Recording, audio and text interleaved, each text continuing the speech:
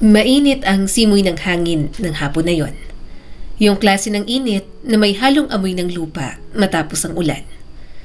Habang lumalabas si Abigail sa matayog na gusaling pinagtatrabahuhan niya, tila ba hinaplos ng hangin ang kanyang mukha, kasabay ng isang malalim na buntong hininga. Matapos ang 2 taon ng puro trabaho, sa wakas, bakasyon niya na. 2 taon siyang pinigilang magpahinga ng mabait ngunit makulit niyang boss. At sa totoo lang, hindi naman siya tumutol dahil ang trabaho ay parang naging kanlungan niya. Proteksyon laban sa katahimikan ng isang bahay na minsan ay puno ng halakhak, ngunit ngayon ay puro alaala na lang. Habang naglalakad siya palabas ng gate, napangiti siya ng maalala ang hindi inaasahang kwento ng pag-ibig na minsan niyang naranasan kay Andrew. Hindi niya akalain na mangyayari yon sa isang karaniwang araw. Isang araw ng tag-init, maliwanag at matao ang kalsada. Siya, na 32 na ang edad, seryoso sa buhay, laging maingat sa bawat galaw. At si Andrew, 26 na taon, may mga matang parang laging may lihim na biro at tawa niyang parang dumadaloy mula sa kaluluwa. Isang ngiti lang ni Andrew at tila nagulo ang tahimik na mundo ni Abigail. Noong araw na yon, sinundan siya ni Andrew sa buong daan. Hindi sa bastos na paraan, kundi sa paraang nakakatuwang parang eksena sa pelikula. Habang naglalakad siya, panay ang biro at banat ni Andrew. Alam mo, dapat kang bigyan ng medalya. Kasi ikaw lang yata ang seryosong babae na nakita kong kay ganda gumiti kahit ayaw mong ipakita. Hindi ako basta-bastang nakikipag-usap sa mga estranghero, sagot ni Abigail. Ako nga pala si Andrew, 26 years old, landscape architect. May matanong apartment at masayang buhay. Kulang na lang ay ang kasama. Hindi na napigilang matawa ni Abigail. Isang tawang matagal niyang hindi lumalabas sa kanyang mga labi. At nang marinig yun ni Andrew, bigla siyang tumigil, tumingin ng seryoso at marahang nagsalita. Para sa akin, malaking karangalan na napatawa ko ang isang seryosong babae gaya mo. Sa tingin ko, may utang ka na sa akin.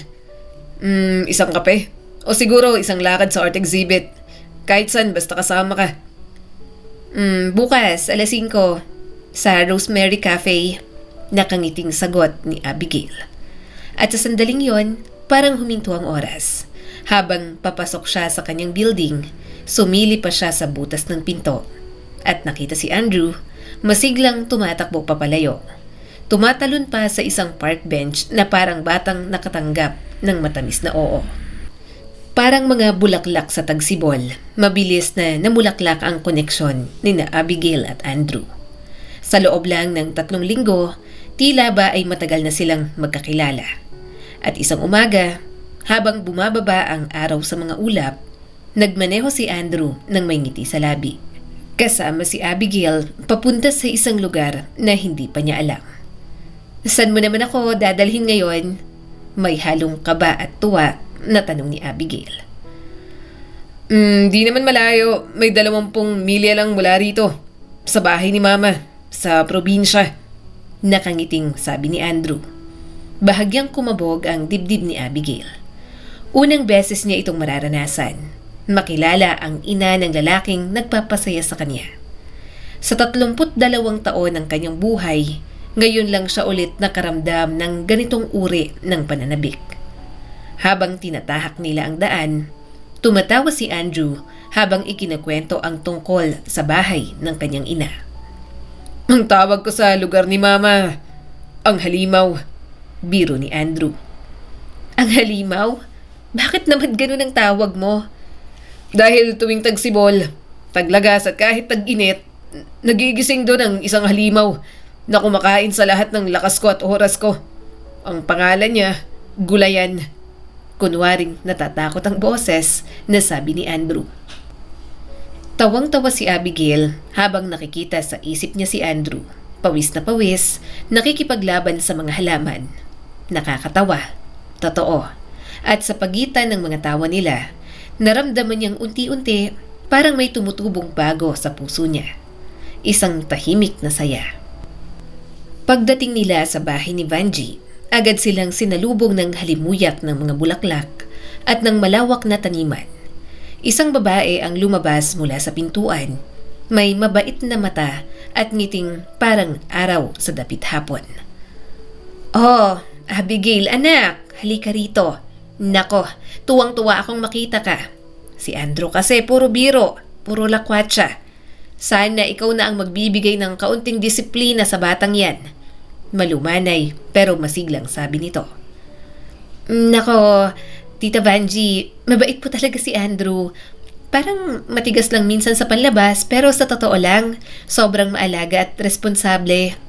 Nahihiya na sabi ni Abigail. Napangiti si Vanji at halatang natutuwa sa sagot ni Abigail. Sa sandaling yon, parang may nagkaroon ng tahimik na kasunduan sa pagitan nila. Isang pagtanggap. Habang nagkukwentuhan silang tatlo sa may veranda, na puno ng halakhak ang hangin. Ang mga ibon parang nakikisabay sa tawanan nila. At si Abigail, sa unang pagkakataon sa matagal na panahon, ay muling nakaramdam ng tahanan. Hindi niya alam noon, habang pinagmamasdan si Andrew na tumutulong sa ina nito na mag-ayos ng hardin, na ang simpleng pagbisita sa bahay na yon ay magiging simula ng isang pag-ibig na susubok sa lahat, pati na rin sa sarili niyang katatagan. 3 buwan matapos ang unang pagkikita nila sa kalsada, nakasuot na ng puting bestida si Abigail habang nakatayo sa harap ng altar. Kaharap ang lalaking minsang nagpaligaya sa kanyang mundo. Si Andrew, ang taong nagpaalala sa kanya kung paano muling umiti. Ang maliit na kapilya ay puno ng mga bulaklak at halakhakan ng mga kaibigan at pamilya. Simple lang ang seremonya pero bawat salitang binitiwan nila ay puno ng pangako. "Abigail, sa bawat araw na lilipas, ipapangako kong patatawanin kita kahit pa hindi mo gusto." Nakangiti sabi ni Andrew habang nakatingin sa kanyang mga mata. Halos maiyak sa tuwa si Abigail. "At ipapangako kong mamahalin kita kahit paminsan gusto na kitang sapakin." Tumawa ang mga bisita at doon sa gitna ng saya at halakhak, nagsimula ang buhay mag-asawa ni na Andrew at Abigail. Hindi kailanman naging boring ang buhay nila. Si Andrew laging may biro kahit may tampuhan. Isang tawa lang niya, wala na agad ang galit ni Abigail. Kalaunan, ibinenta nila ang kani-kanilang apartment. Pinagsama ang ipon at bumili ng bahay sa dulo ng lungsod. 3 kwarto, malawak at puno ng liwanag. Doon nila gustong bumuo ng pamilya. Isa sa mga kwarto ay tinawag nilang silid ni Vanji. Para yon sa ina ni Andrew, sakaling maisipan nito na lumipat balang araw. Ngunit ang buhay, parang panahon, mabilis magbago. Pagkaraan ng ilang taon, si Andrew ay sumuko sa karamdaman. At si Abigail, naiwan sa katahimikan ng bahay na minsan ay puno ng tawanan. Ngayon, habang naglalakad siya sa daan na may mga punong nakahilera, biglang huminto si Abigail. Naalala niya ang lahat. Matagal na pala mula nang huli niyang matawagan si Vanji. 2 linggo na siguro o higit pa mula nang huli siyang bumisita. Nangako siya kay Andrew noon sa mga huling sandali nito na aalagaan niya si Vanji, na hinding-hindi niya ito pababayaan. Pero nitong mga huling buwan, napansin niyang may kakaiba kay Vanji. Parang umiiwas, parang gusto siyang lumayo. Naalala niya pa nung huli niyang pagbisita. Nakaupo si Vanji sa veranda, hawak ang lumang tasa ng tsaa, nakatingin sa malayo. "Abigail, anak, huwag ka nang palaging pumupunta rito. Malito, kailangan mong mabuhay ulit. Makakahanap ka ng bagong pag-ibig, ng bagong buhay. Ano pa ba ako sa'yo ngayon?" Halatang nasaktan si Abigail. "Ano pong ibig niyong sabihin? Ano ka sa'kin?" "Kayo ang nanay ko. Kahit wala na si Andrew, hindi magbabago yon." At doon sila parehong napaiyak. Mahigpit nilang niyakap ang isa't isa. Ngayon sa kasalukuyan, pinunasan ni Abigail ang luha sa pisngi. Huminga siya ng malalim at sa wakas ay nagpasya. Pupuntahan niya ulit si Vanji. Pag-uwi sa bahay, kumuha siya ng ilang mahalagang gamit. Ilang damit, ang larawan nila ni Andrew. At maliit na paso ng bulaklak na alaga nila noon. Bago siya tumungo sa istasyon ng tren, dumaan muna siya sa paborito nilang panaderya. Bumili siya ng isang kahon ng cinnamon cake at pati na rin ng mga muffins. Mga paborito ni Vanji. Habang hawak ang kahon, napangiti siya. Para sa'yo, Mama Vanji, gaya ng dati. Hindi niya alam kung ano ang madadatnan niya roon. Pero isang bagay ang sigurado. Hindi siya titigil sa pagtupad ng pangako niya kay Andrew. Pagkababa niya sa tren, pumunta naman siya sa terminal ng bus kung saan naroon ang biyahe papunta sa probinsya. Tahimik ang biyahe palabas ng lungsod. Ang mga pasahero, kanya-kanyang mundo, ang ilan nakatulog, ang ilan nakatingin lang sa bintana habang nadaraanan ang mga tanawin. Si Abigail nakasandal sa upuan at napapikit. Tahimik, habang ang ingay ng bus ay parang musika ng mga alaala na ayaw nang tumigil sa pagbalik. 1 taon pa lang ang lumipas mula nang matuto siyang isipin si Andrew nang hindi tuluyang bumabagsak sa sakit. 1 taon mula nang ang bawat alaala niya ay hindi na parang matalim na salamin na bumabaon sa puso. Pero hanggang ngayon, sariwa pa rin ang lahat. Hindi kailanman nakalimutan ni Abigail ang araw na yon. Ang araw na tinawag siyang bigla mula sa trabaho. May aksidente. Isang salitang nagpatigil sa mundo niya. Si Andrew, ang lalaking laging maingat sa lahat ng bagay, sumakay daw sa motorsiklo. Walang lisensya, walang karanasan. Bakit? Ang kaibigan niyang si Mark daw, kabibili lamang ng bagong motor. At gaya ng lagi, si Andrew ay impulsive, matigas ang ulo at puno ng buhay ay agad na naakit. Tinuruan ko lang siya sandali, Abby.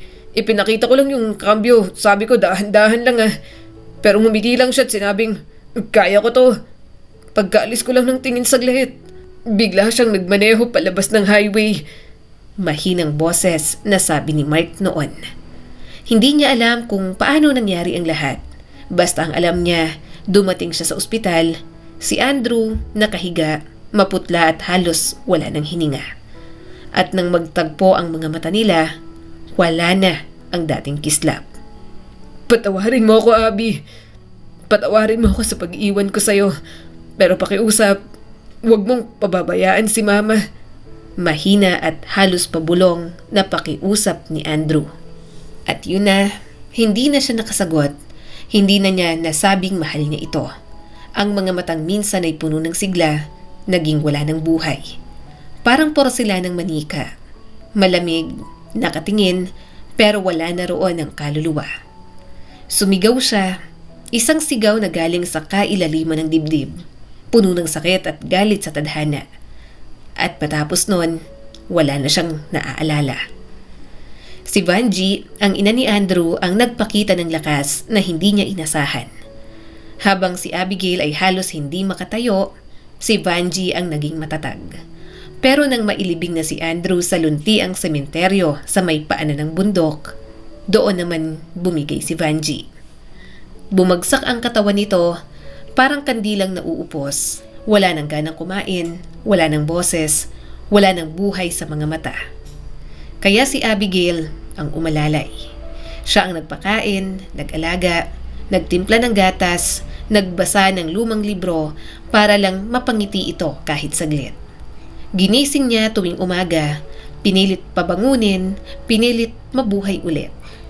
Parang anak na nag-aalaga sa ina, at sa bawat araw na lumilipas, kahit wala na si Andrew, naroon pa rin siya sa pagitan nila, sa katahimikan, sa mga luha at sa mga yakap na walang salita. Nang bumalik siya sa Maynila, dala niya ang bigat ng lahat. Pagbukas pa lang ng pinto ng bahay nila, bumigay na siya Doon sa may pintuan, lumuhod siya at sumigaw. Isang iyak na parang nilamon ng katahimikan ang bahay. Mula noon, ang trabaho ang naging kanlungan niya. Bilang marketing executive, isinubsob niya ang sarili sa mga proyekto, overtime, mga meeting, mga deadline, anumang makakapuno sa kawalan. Ang bawat araw ay paulit-ulit, gising, trabaho, tulog, walang Andrew, walang tawanan. Ngayon, habang dumadaan ang bus sa mga palayan at bundok, ngumiti si Abigail. Pagod ng ngiti pero totoo. Ang labas ng bintana, puno ng liwanag ng tag-init. At kahit sa gitna ng lahat ng sakit, nakita niya pa rin ang ganda ng paligid. Nang makarating sa tapat ng bahay, napansin niya agad ang gate na laging nakakabit ang kawit, ngayon ay nakabukas ng bahagya. Napakunot ang noo niya. Si Vanji, kilalang kilala niya bilang babaeng mitikulosa. Hindi nito pinapalampas kahit ang alikabok sa bintana. Paano pa kaya ang bukas na gate? Lumapit siya at marahang itinulak yon. Huminto nang mapansin ang padlock na nakasabit sa pinto. Isang mabigat na kandado, tila ba sinadyang ipakita. Bakit may kandado? Mahinang tanong ni Abigail at nagtataka. Hindi naman siya lumalabas nang hindi sinasabi sa akin. Tinitigan niya ang pinto, gulong-gulo ang isip, maingat niyang sinilip ang paligid. Walang tao, tahimik lang doon. Hanggang sa mapansin niya ang isang maliit na piraso ng papel. Bahagyang nakasingit sa ilalim ng doorknob, kulubot at parang isinulat ng kamay ng bata. Dahan-dahan niya itong hinunggot. Nakasulat doon gamit ang malaki at medyo alon-alon na titik. Pumunta sa butika, babalik agad, pakihintay. Napangiti si Abigail. Ayun pala. Siguro nagmamandali lang si Vanji at nakalimutang ayusin ang gate. Pero may isang bagay na hindi niya maipaliwanag. Ang sulat. Bakit parang sulat ng bata? Umupo siya sa lumang duyang kahoy sa veranda. At sa bawat langit-ngit nito, binalot siya ng alaala ng mga nakaraang pagbisita. Ilang minuto pa lang siya naghihintay nang biglang may marinig siyang yapak sa may gate.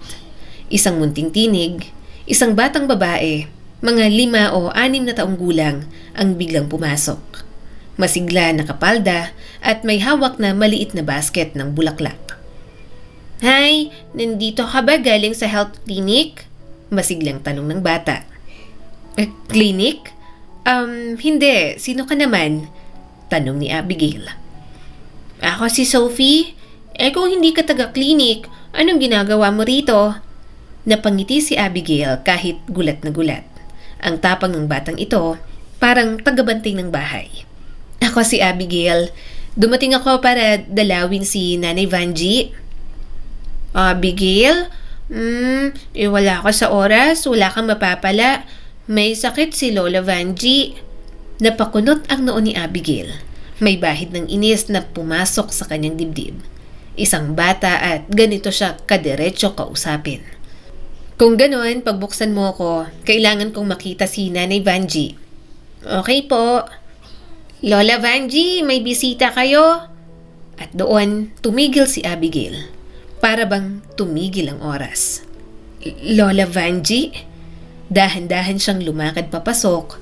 Amoy niya ang pinaghalong gamot at tuyong bulaklak. At sa sala, sa lumang sofa, nakahiga si Vanji. Maputla, payat, halos parang anino ng dating masigla nitong sarili. "Abigail, anak, bakit hindi ka tumawag? Gusto sana kitang sorpresahin, nanay. Bakit hindi mo man lang sinabi na may sakit ka?" Nag-aalalang sabi ni Abigail. "Ayoko nang abalahin ka, anak. Ang dami mong ginagawa. Tsaka baka magsawa ka na sa mga pagdalaw mo rito." Mahina at parang wala sa sarili na sabi ni Vanji. Habang tinitingnan ni Abigail ang matandang babae, may kumislot na takot sa dibdib niya. Iba ang kutob niya ngayon, parang may mali sa paligid. Ang bahay na dati amoy tinapay at bulaklak, ngayon ay amoy gamot at alikabok. Ang batang si Sophie, sino siya? At bakit parang siya ang tagabantay ni Vanji? Sa labas, bumubulong ang hangin sa mga dahon. At sa loob ng bahay, tila may lihim na naghihintay na mabunyag. Abigail, anak, may sarili kang buhay. May mga responsibilidad ka rin. At huwag kang mag-alala sa amin. Si Sophie at ako ay kaya na namin. Mahina at nanginginig ang tinig na sabi ni Vanji. Si Sophie? Napabuntong hininga si Vanji. Matagal bago siya tumingin sa mga mata ni Abigail. At nang magsalita siya, ang bawat salita ay parang may bigat ng isang lihim na matagal nang kinikimkim. Napabuntong hininga si Vanji bago marahang nagsalita. Siguro panahon na para malaman mo.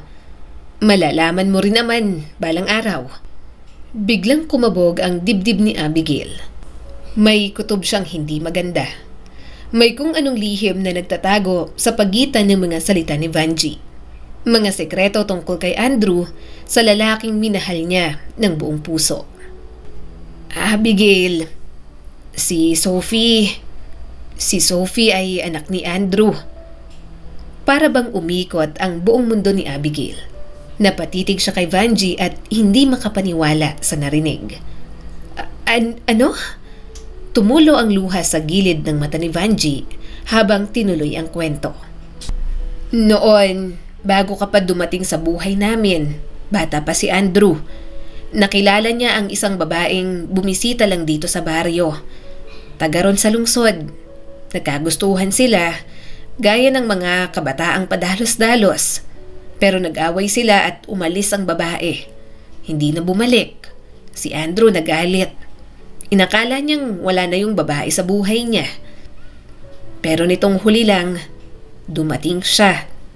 May dalang bata. Si Sophie. Ang sabi niya, mag-aasawa na siya at ayaw niyang isama ang anak sa bagong buhay niya.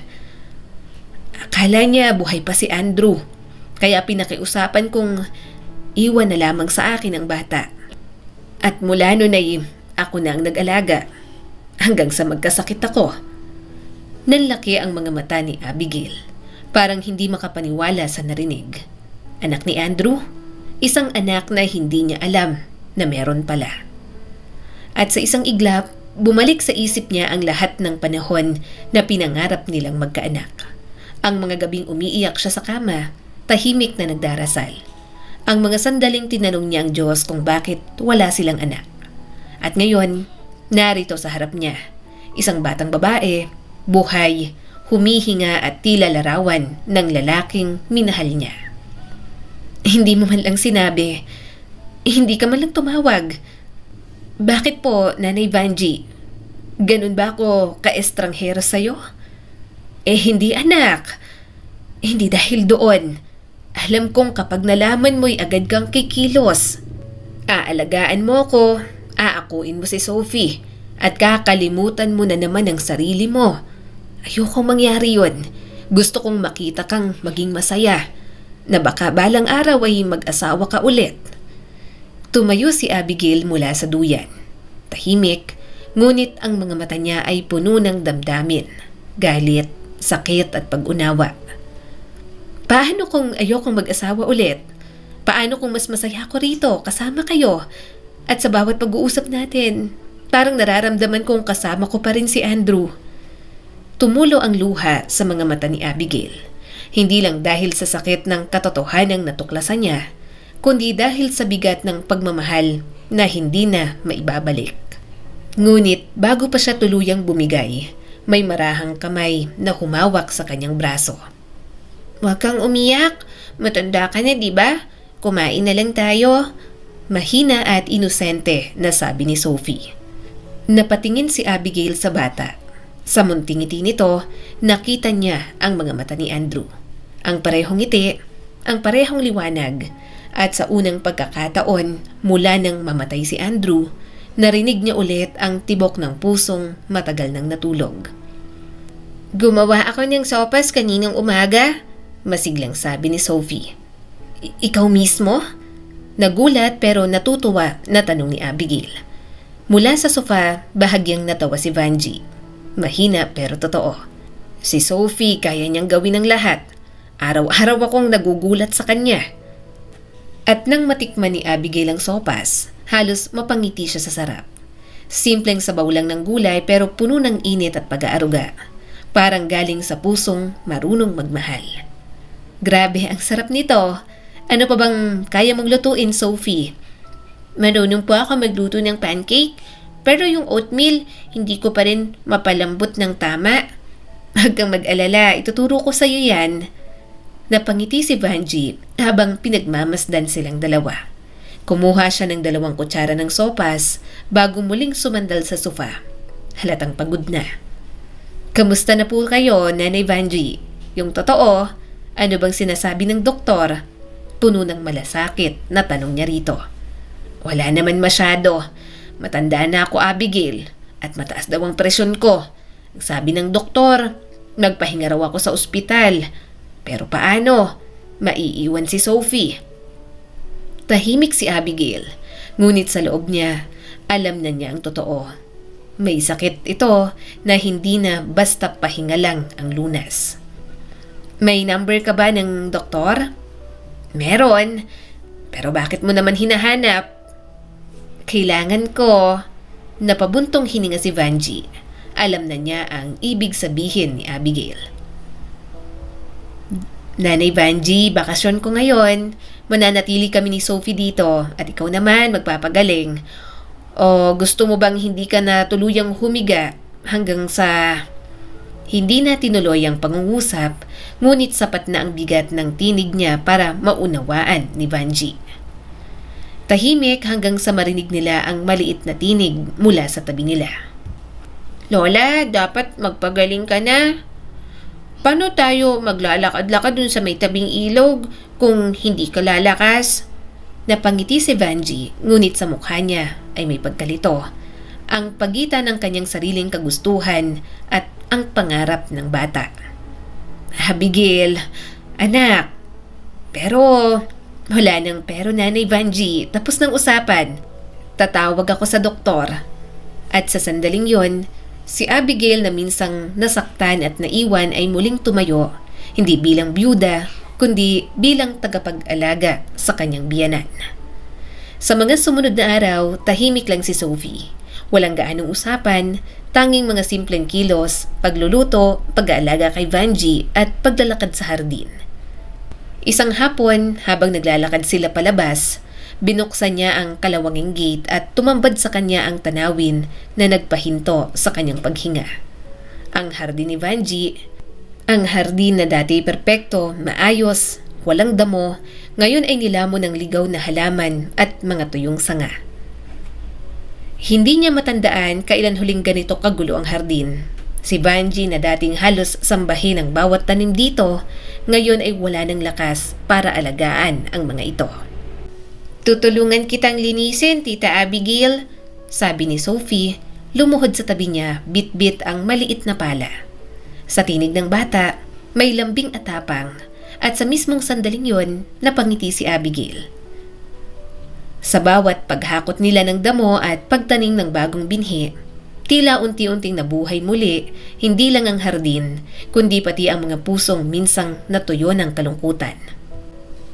Tita Abigail, sabihin mo lang kung alin ang hindi pwedeng bunutin.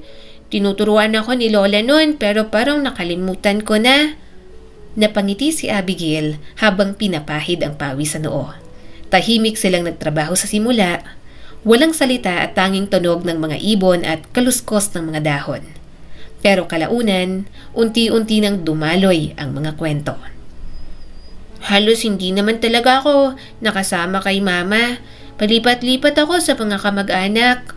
Mahina at malungkot na sabi ni Sophie. Minsan sa lola ko sa kabilang bayan, minsan sa tita ko. Sabi ni Mama, iiwan daw muna niya ako sa kanila. Pero sabi nila, wala daw silang oras para sa bata. Naramdaman ni Abigail ang pagkirot ng lalamunan niya. Paano nagagawa ng isang ina yon? Tanong ng puso niya, ngunit hindi niya sinabi ng malakas. Si Lola Vanjie, mabait siya, pero matanda na siya. Narinig ko siyang kausap yung kapitbahay dati. Sabi nila, hindi raw pwedeng siyang maging legal guardian ko. Kasi daw kailangan ko nang pumasok sa school At baka kunin daw ako ng social workers at dadalhin ako sa bahay ampunan. At doon, tuluyan ang nabasag ang tinig ng bata. Umiyak siya, mahina, parang takot na takot. At bago pa niya mapigilan ang sarili, niyakap niya na si Abigail. Huwag kang mag-alala anak, walang magdadala sa'yo kahit saan. Hanggat nandito ako, hindi ko yun hahayaang mangyari. Napatingin si Sophie, basang-basa ng luha ang mga mata. Talaga po? Pero hindi naman ako anak mo. Ngumiti si Abigail, hinaplos ang buhok ng bata. Hindi ko kailangan maging nanay mo para mahalin ka. 2 buwan at kalahati ang lumipas nang bumalik si Abigail sa bahay ni Vanjie. Nakita niya agad ang mga ngiti, ang maglolang tila muling nabuhay. Si Sophie masigla at sabik. Si Vanjie naman nakakatayo na, may bagong lakas sa bawat galaw. Handa na ba kayo? Nakangiting tanong ni Abigail. Handa na po. 2 araw na lang pasok ka na. Tuwang-tuwa na sabi ni Sophie. At pupunta na po tayo sa bahay mo, Tita Abigail. Handa na rin ako anak at salamat. Salamat sa lahat. Nakangiting sabi ni Vanjie. Abigail, mahal kong anak. Ikaw ang pinakamabait na nakilala ko. Si Abigail na minsang natakot magmahal ulit, ngayon ay may 2 ng taong nagbigay ng panibagong dahilan para mabuhay. Matagal niyang pinakausapan si Vanjie na lumipat sa bahay niya sa lungsod. Nung una ay tumatanggi pa ito.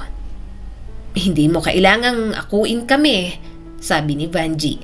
Pero nang malaman niyang si Abigail ay nag-submit ng mga papeles para maging legal guardian ni Sophie, napahagulgol siya sa tuwa. Sa unang araw ng klase, sabay-sabay silang tumayo sa harap ng paaralan. 3 magkakaiba, 1 bata, 1 matanda at 1 babae na muling natutong magmahal.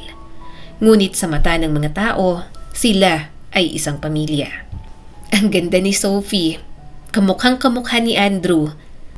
Pabulong na sabi ni Abigail habang pinagmamasdan ang bata. At sa bawat tawa ni Sophie, sa bawat araw na lumilipas, sa bawat ngiti ni Vanjie, alam ni Abigail na kahit nawala si Andrew, hindi siya iniwan ng langit. Dahil sa araw na yon, nakapagtanim siyang muli, hindi lang sa lupa, kundi sa puso. At sa puso niya, alam niyang katotohanan na si Sophie ay hindi lamang anak ni Andrew, kundi ang sagot sa lahat ng panalangin niya noon. Isang paalala na may mga pamilya na hindi binubuo ng dugo, kundi ng pagmamahal. Ang kwentong ito ay nagpapaalala sa atin na ang tunay na pamilya ay hindi nasusukat sa apelyido, kundi sa pag-aaruga, pagdamay at pag-ibig na ibinibigay natin sa isa't isa. At tulad ng hardin ni Vanjie, kapag pinaghirapan mong alagaan, kahit gaano ito kagulo, muling sisibol ang buhay. At sa huli, ang pagmamahal ang mananatiling pinakamatibay na ugat. Ang pamilya, hindi lamang kung sino ang kasama mo sa umpisa, kundi kung sino ang nananatili hanggang dulo. Muli, ako po si Skylar Guro at sana may bago na naman kayong natutunan sa kwento natin ngayon. Maraming salamat po.